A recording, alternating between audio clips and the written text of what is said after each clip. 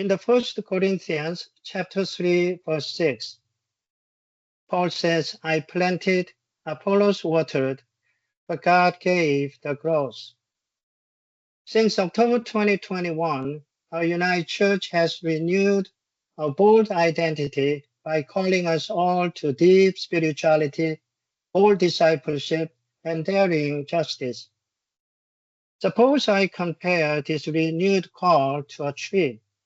In that case, deep spirituality is the root, bold discipleship the branches, and daring justice the fruit.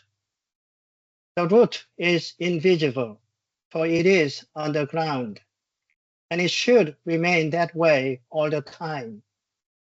Modern biblical scholarship, however, has stuck hard to find the root of Christianity, particularly the historical Jesus for the past 200 years. Yes, we learn a lot from them, but they made one critical mistake. They forgot to cover the root with soil and water it when they left. Once the root is exposed, it dries out and dies. So does our spirituality.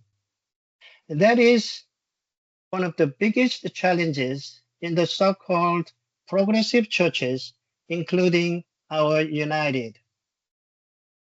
Another challenge we confront is that we live in the era of AI, artificial intelligence, and Trump 2.0, and in a society where materialism is dominant and human conscience is collapsing.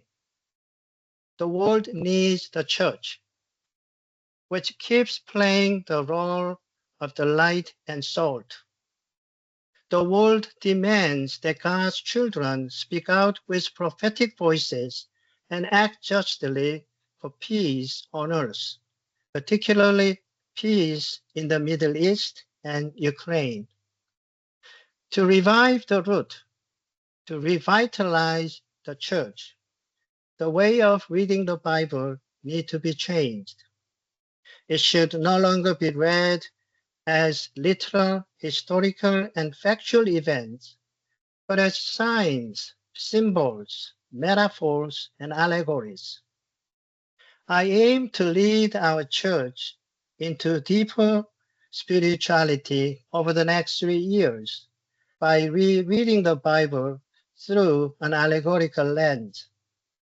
For the Bible is the primary source of our spiritual reconnection with God, and it is like a treasure box where treasures are hidden, codified, and sealed.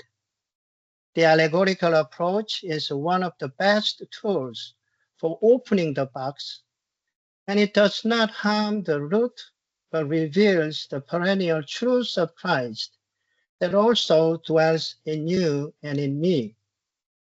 It is the best menu for those who seek solid food for their spiritual maturity. And it will make the Bible again. If the root is alive, the tree of our church may continue bearing good fruit for another 100 years through a bold discipleship in Jesus Christ. The founders of the three churches planted the tree of the United Church of Canada 100 years ago. All we can do is keep watering it, trusting that God will give it the growth. Amen and amen.